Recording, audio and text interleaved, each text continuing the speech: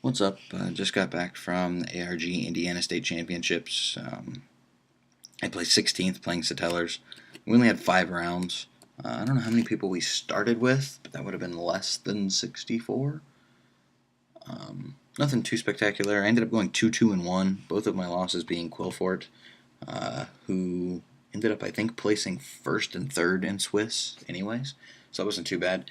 I drew a mirror match in round 4, and I won the first 2 matches of the day against something random and a Watt burn deck that actually 2-0'd the Quillfort player that I lost to in my feature match in round 5, who ended up winning the event. So I guess my losses weren't that bad, and then a draw on time's a draw on time, so there's nothing you can do about that.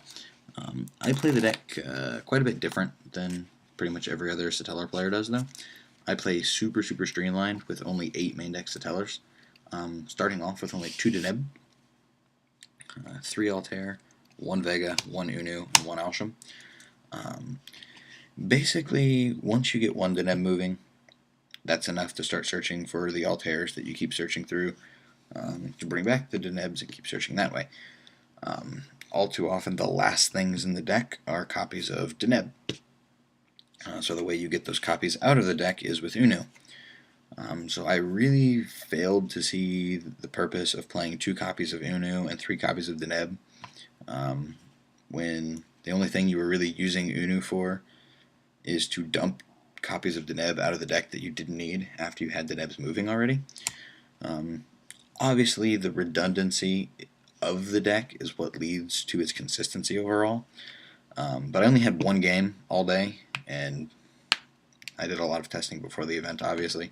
But at the event, there was only 1 match, or 1 game of 1 match, that I didn't have deneb either on field or in the graveyard by the time I had my 6th card in hand, depending on if I went first or second. So the consistency of this worked out really well for me. This build, because of this, is definitely weaker to Rhapsody. That actually didn't cause me any problems today. The deck does auto-lose to Infernoid, regardless. So whether you're playing 2 or 3 deneb doesn't matter there, because that match you just lose. As for the second copy of Vega, you can loop the 1 more times than not. Probably 95% of the time. You can loop 1 copy if you do it right. So the second one just felt redundant.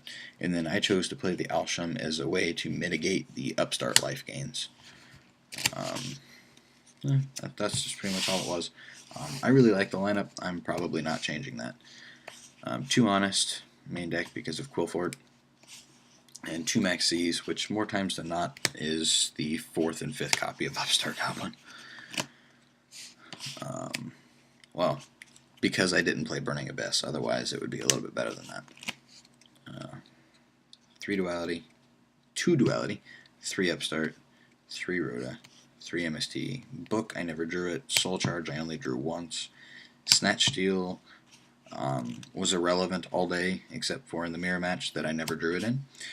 Raigeki, just because, and Swords is hilariously good in this deck. It's MST bait, or you get to loop it with Trigger. So since it's MST bait, it protects you from getting blind MST'd to stop your Novas or other things like that. And if for whatever reason you happen to be in a bind and it managed to stall you for a turn or 2, that's getting you a couple extra draws. And pretty much anything this deck draws will get you to something that you need. So an extra turn or 2 of draws where they can't aggro on you is usually pretty nice. Traps are really standard. Warning, Bottomless, Compulse, Triple Nova, Triple Call, and then I chose to go 2 Fiendish, 1 Breakthrough. Breakthrough's good, so you play Breakthrough, and then I chose to play the 2 Fiendish instead of more Breakthrough because of Trigger, and the second copy instead of just 1 helps ensure that I have a copy that I've been using to negate something before I start looping into triggers, so I can get the most out of it. For the extra deck, the only thing I used was 2 triggers, Delteros, Omega, Excalibur, Cowboy, and Rhapsody. Actually, at one point, really wished I was playing a second Delteros. Once you have Ojama Trio to lock down the mirror match, It's insane how good Delteros is instead of Trevor. I didn't really think about that before the mirror match that I was in, but it still worked out fine. The rest of the extra deck is a third copy of Trevor because of Diamond. If you make Diamond, and that doesn't seal the game for you, or if you have your first Trevor bottom list or warninged or whatnot, it becomes very difficult later in the game to loop one copy of Trevor by trying to use Altair to get the second copy back if it wasn't bottom list. So the third Trevor just ensures that if you lose a Trevor or you lose a Trevor to make Diamond, that you still have access in the extra deck to the loop. M7, never needed it. It's actually kind of bad, I guess. Castell, never got to it. Gondivas for the mirror, but I ended up not making it because I had him locked down with Trio. Pally for whatever reasons, just because Pally. I mean, it's decent, I just didn't need it. Pally's a good out to rogue things. And then Downard because of Mind Control and Snatch Steal against Dante's.